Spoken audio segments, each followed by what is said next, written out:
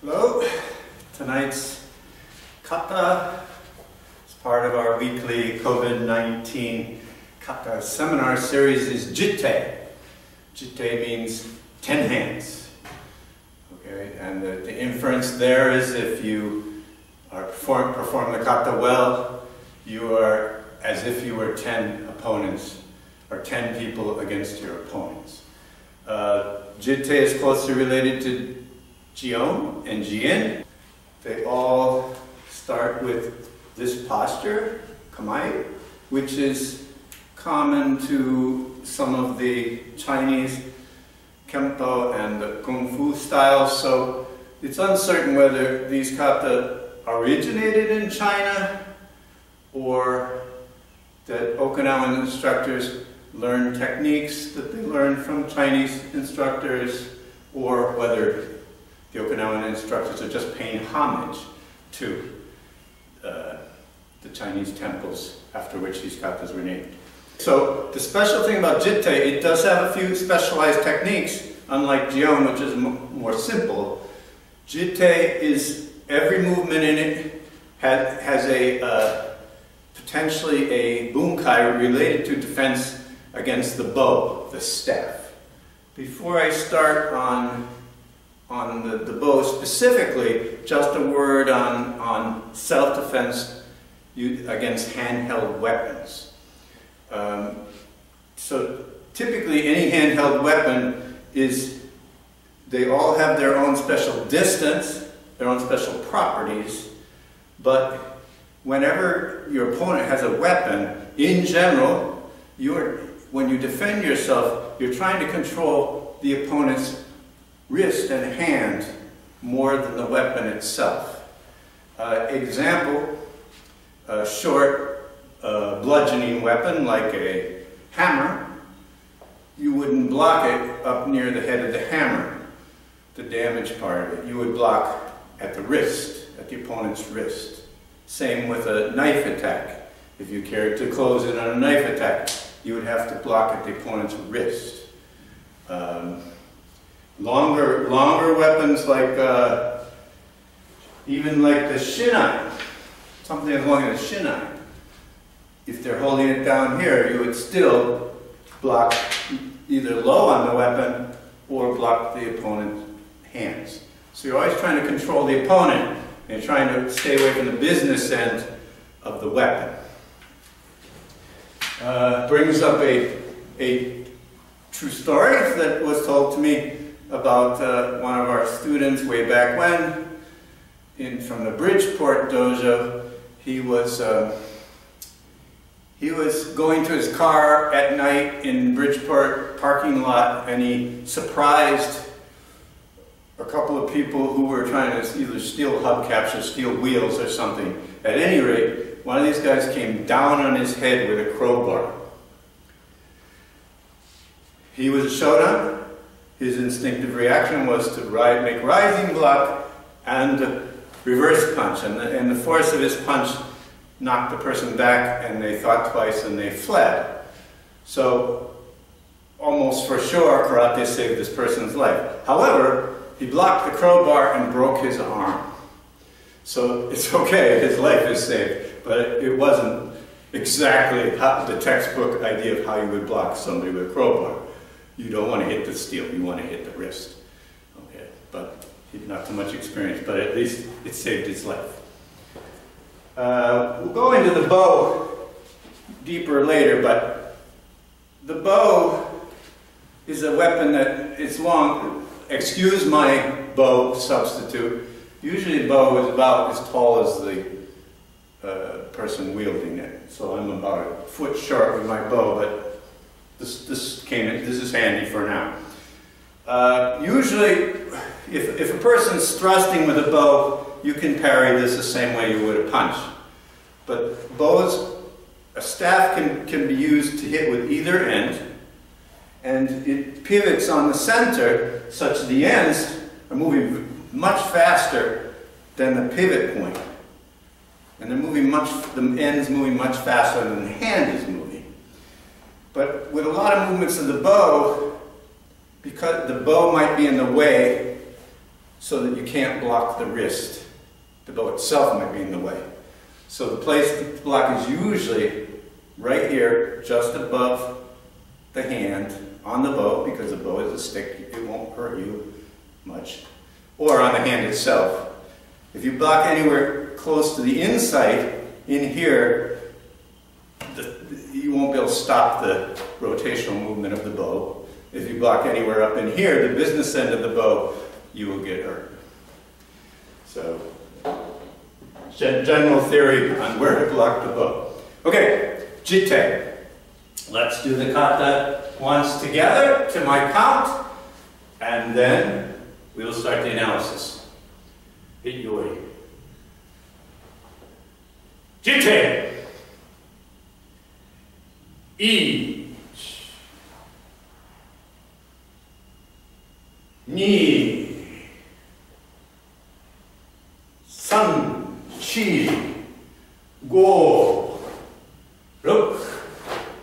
Shich. Hats. Ko. Ich. Ich. Ni. San. Kiai. Chi. Go. Rok. Shi. Ha. Ko. Jo. Ich. Ni. San. Chi. Kiai. Nori. Okay, Jitte. Fairly short kata, but it has a lot of intricacies because and techniques that aren't found in other kata, so we have lots to discuss. First, the kamae is same as Jion. What I explained about Jion and Basai, make sure you're not curling your wrists.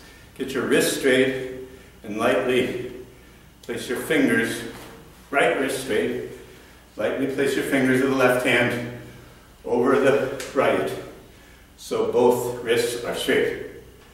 Don't make a comfortable grip that will cause you to make a funny contortion in your wrists.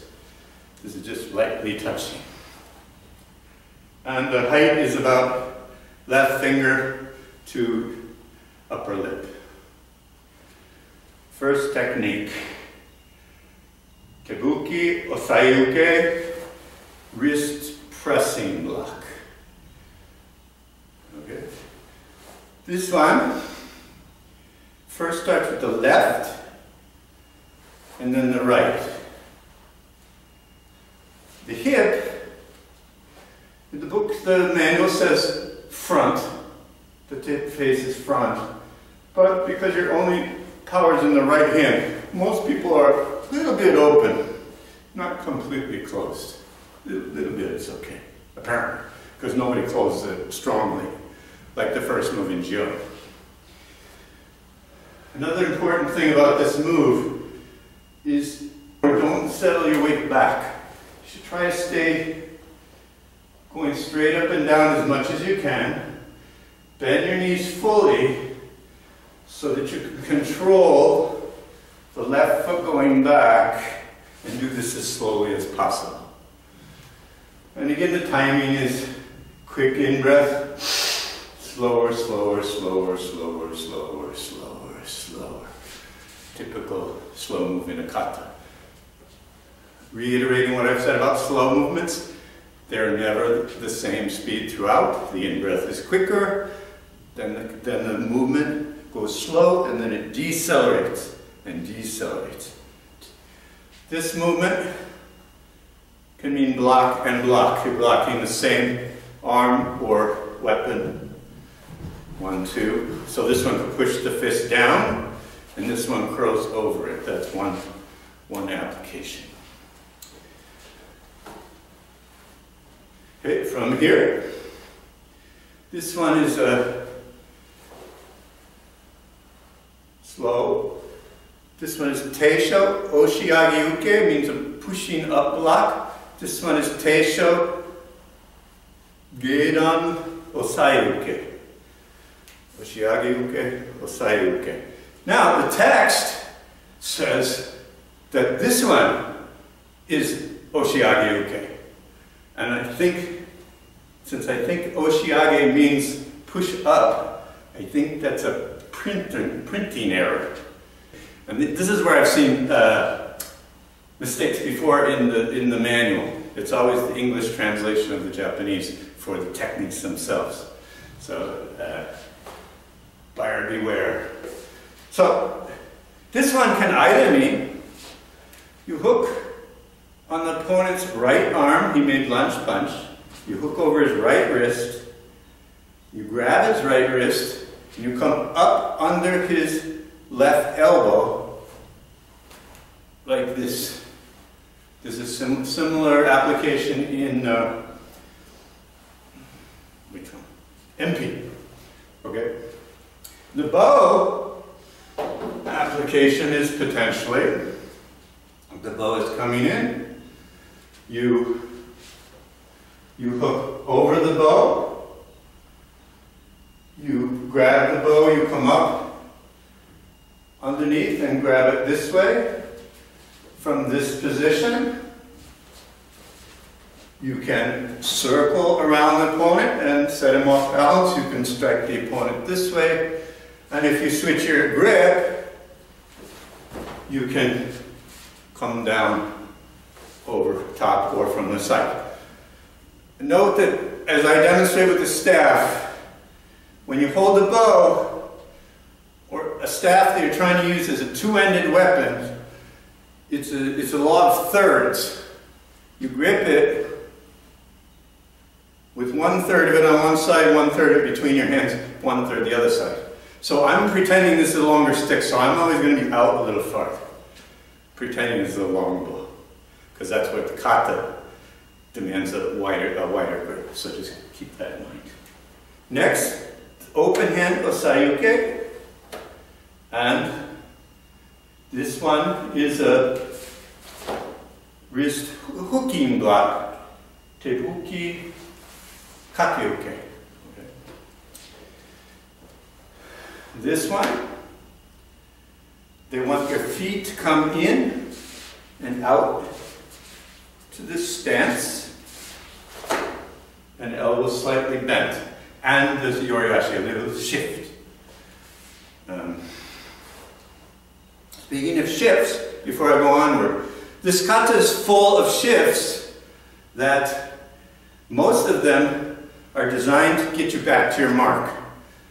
They seem arbitrary, but if you don't use them, and you'll see if you practice it, if you don't use them, you end up short of your mark all the time. So you got to pay attention to the shifts. In this case, it's not the case. This is shifting to the side. Bunkai, for this one, in the old days, this meant somebody grabbing the elbow, and we would grab the opponent's hand and then make haito as a strike. And in the oldest video I could find, it seemed like, yes, they might be doing that. It was hard to tell because the hand was not in a formal position. If that being the case, with the old bunkai, if you grab the hand and you moved, he's here, he's making lunge punch with his right leg forward. It's consistent with the kata because you grab the hand, you move your foot to the inside or outside of his knee, you strike, and then you got his wrist and you grab his gi at the elbow or so and go boom, and you can take him right down. Okay, so that part, and that could still be part of the new one. The new one, since this is supposed to be osai-uke, it doesn't make sense unless you're thinking of an attack coming from the front, which you could push a little bit over. You can push the attack to here. Then this one could block to the side. Okay? And this could be blocking a punch, or it could be blocking the bow. But you have to remember to, and these are done very quickly. 1, 2. Okay, from here, kakeuke. Next adjustment step, bring your foot under the supporting leg. And next one is teisho, yoko uke, and you come right from here. Okay? Don't bring it into your side. So half step, when you make adjustment steps, your upper body cannot move. And go. Then you continue.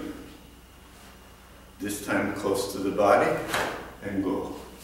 And the third one, close to the body, and go.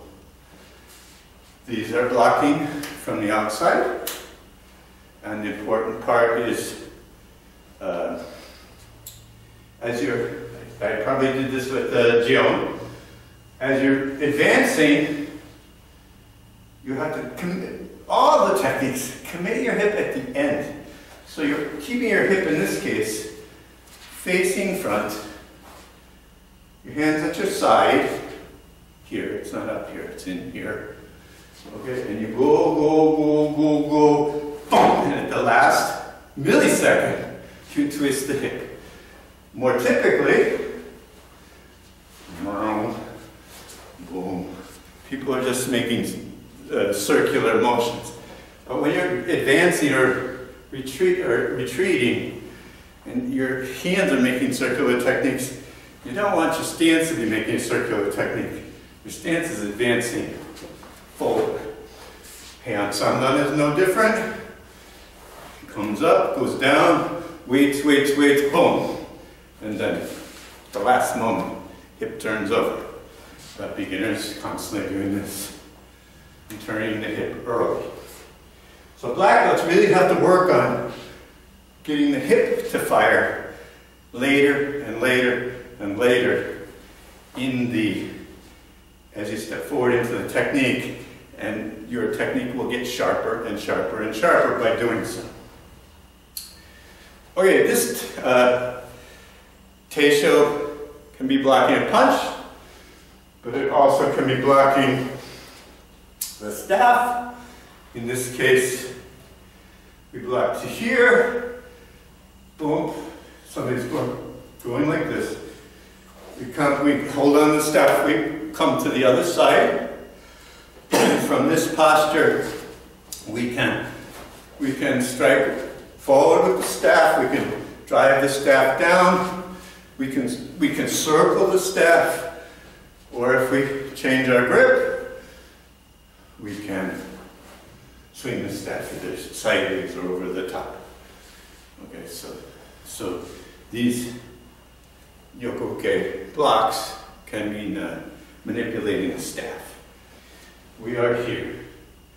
Next, kosa dachi and kosa joran uke. Then bring both hands down, similar to a moving jion, and shift. Okay.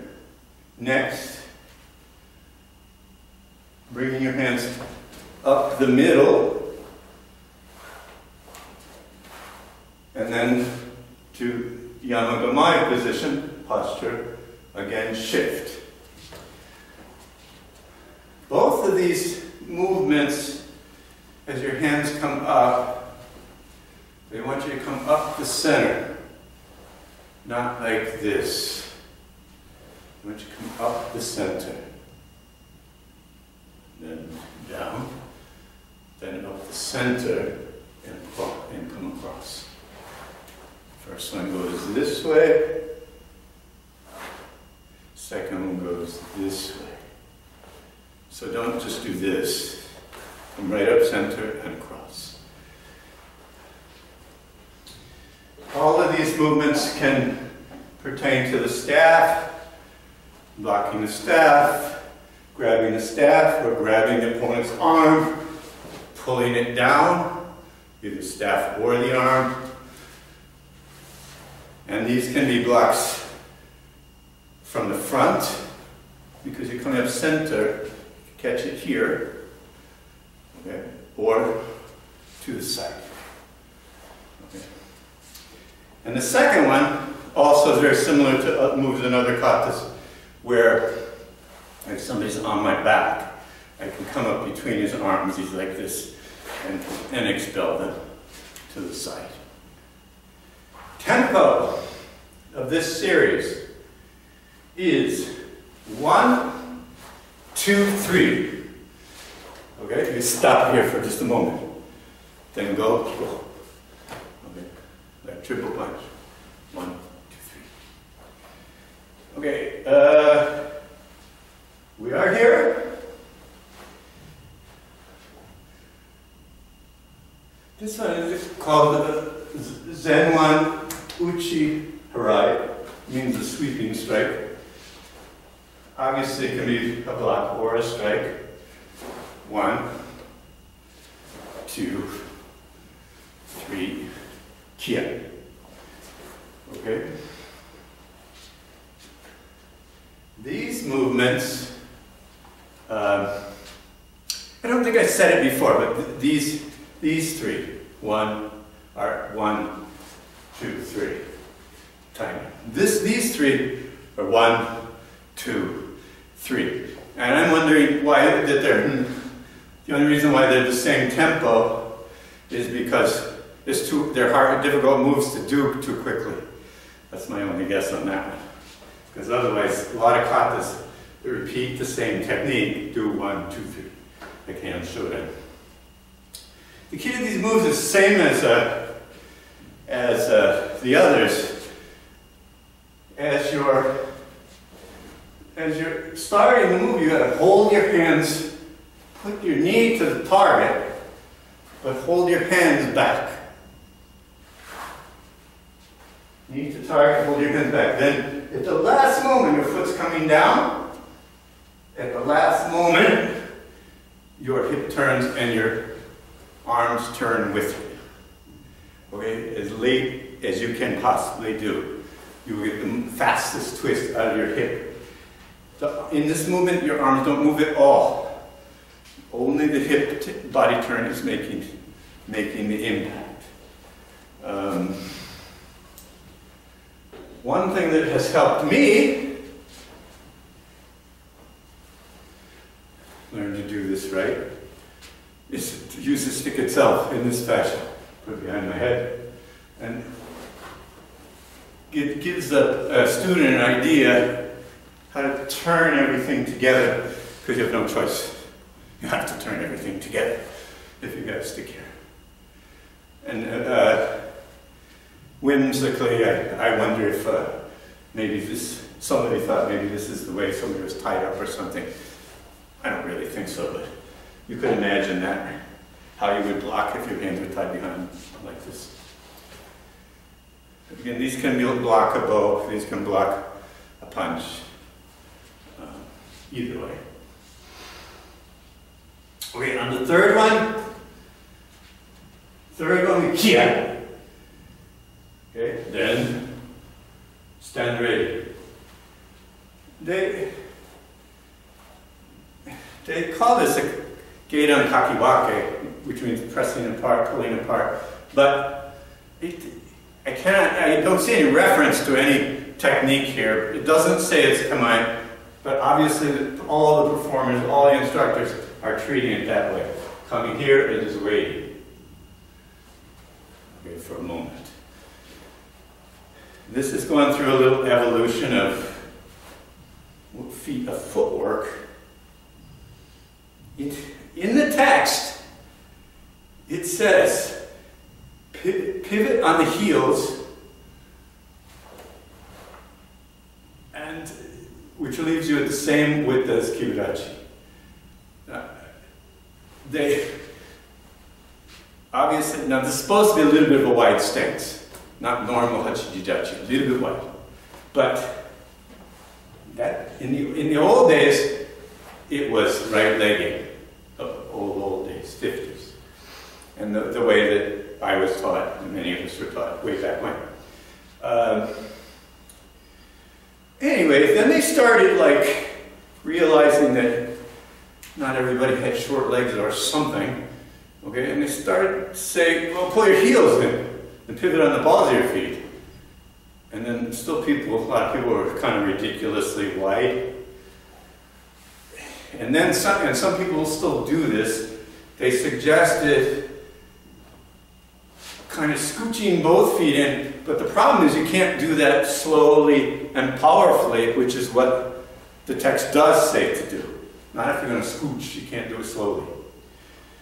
So the Japanese instructors may have given up, but everyone that I could find, Sensei Ogura, Sensei Imura, are all right leg in, just like the old days, even though the text says different. Okay, so it's okay, you can bring the right leg in. Okay. We're here, we came to here. Now, Tsukami Uke, grabbing block, switch places Tsukami Uke again. This means grabbing the bow, grabbing the stick. Okay? In the old version that I learned was shuto to jodan and grab the stick after deflecting it to the side, then switching hands to this grip. For a while, and I don't know when it changed, the JKA instructors were saying go shudan, jodan, because I remember thinking at summer camp, I'm confused, that's not the way it was. But the book says jodan, not jodan, shoulder level. And then shoulder level again, and this one comes, right hand comes down to chudan. So you're holding the bow. So you grab. Okay, this is one count. In breath, out breath. In breath, out breath. Just before you would come, you lower your center of gravity. Just before you would stop, you let the air out and go. Okay. All of these movements involve yoriashi. You must shift in, or you will not get back to your mark. Many contestants do yoriashi here also. When you shift moving forward in stance, it's not necessarily going to be points off. It's more like personal flair. Some people, when they do sojin, shift into this stance, for example, just a little bit. So unless it's a big, real big movement, it's not wrong. But in this case, jitte, you got to shift enough times because a kata tends to end up ahead of the mark. You won't get back to it. So a lot of our more advanced katas, you got to change something to do the bunkai. In this case, we take the staff up and we strike. To get to the next move somewhere, you have to switch your grip. Now, JK right now is saying, well, like that. Okay? I'm doing this with the wrong way. JK is saying, just let it slide and come to here. Let it slide and come to here. Okay? Which is fine, except that this action is not typically what anybody shows as any kind of bunkai. Okay? More typically, and especially with the older version, bunkai looks something like this. Grabbing the staff and grabbing it from underneath, more like what we see in Kanku Sho, or Basai Sho. The stick's coming down, like this, go like this, thumb under, and make a counter. Okay, so that's typical bunkai, except that the kata doesn't really do any of that. But that's a typical bunkai.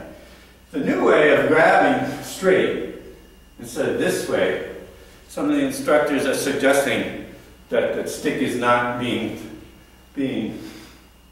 you're not trying to grab it as it's coming down on your head. Instead, the opponent's standing ready. There's some kind of ready stance with the staff vertical. And effectively, if the staff is vertical, you're just quickly darting in and making it impossible for him to move, start his move. Okay. Okay. In the old days, we would come to here, we would change our grip, and we would turn the staff and come to here. Change our grip, turn the staff, come to here.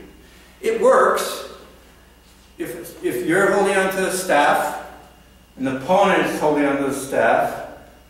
Whoever got the best leverage at the moment goes like this. The other person is going to go like this.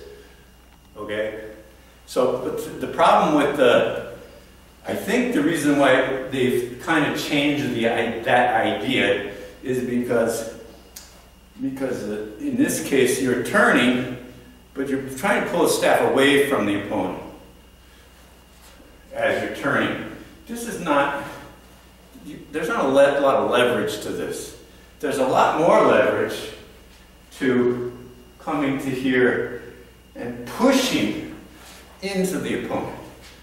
So I think their preference is that all bunkai is pushing, somebody's holding staff, pushing in. Then you have the leverage to do twisting and things like that. But if you're trying to pull it away from him, he may end up being stronger than you are. That's my guess. So the grip change basically just looks like this in the new version. And some people from here just come to this position and magically the staff, I guess, just stays there and now it's here again. Because you can't do this with staff in your hand. It's not possible. Something's got to bend. Okay, but some of the new people, competitors, do that, so it's obviously not wrong. Some of them are doing this. They're shifting their hands vertically before they start to come to here. Shifting their hands vertically before they start to come to here. Others are doing a hybrid. They're shifting their hands as they're moving back and coming to here. Shifting their hands as they're moving back, coming to here. I have heard instructors advocate at summer camp, what have you, advocate different ones. But I like the hybrid. This is the reason. So when you come to this position, this technique, doesn't necessarily mean much. It's possible you could be driving the staff into somebody's face. But more likely, because I showed you this one before, more likely from here, you're doing something like this. Okay? It's for application, but not in the kata. The kata is stylized. So if you went down like this and brought it vertical again, you just bring it up. Okay? You go down like this again, bring it vertical, switch the hands and bring it up. And this is why I like the hybrid best. If the application is that you're striking the opponent with the stick, then he's whacked, he's not holding on to the stick. If I'm coming to the other side, I don't want to switch my grip and then start moving. You have to start moving right away regardless. So your feet start moving, keep your hands vertical, and it really doesn't matter when you switch the grip if you have a real weapon in your hand. Because nobody's hanging on to it but you. Understand?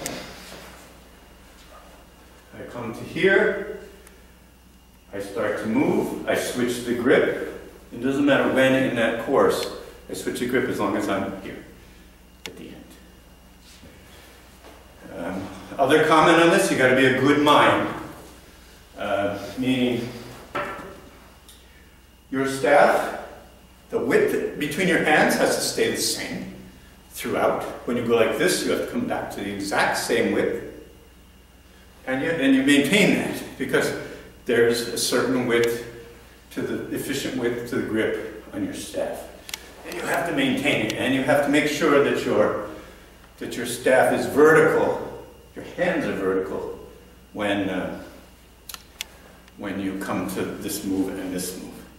If they're this way, if they're something like this, it doesn't serve the kata. Right. These movements, I think, students must practice with a shinai or a bow or something to get the idea. So everybody should, first thing, this position, when you come up to here, okay, if this is a bow, my hands will be about this far apart. And when you come to here, if you close your hands, they'll be like this. If you open, they'll be, this one will be this way, and this one will be this way. Okay, the important thing about those two places is you're not doing this, something like this. So students who have no idea what they're doing just raise their hand up. They're always doing something funny with the wrists. When you hold the staff is always against this lifeline on your hand.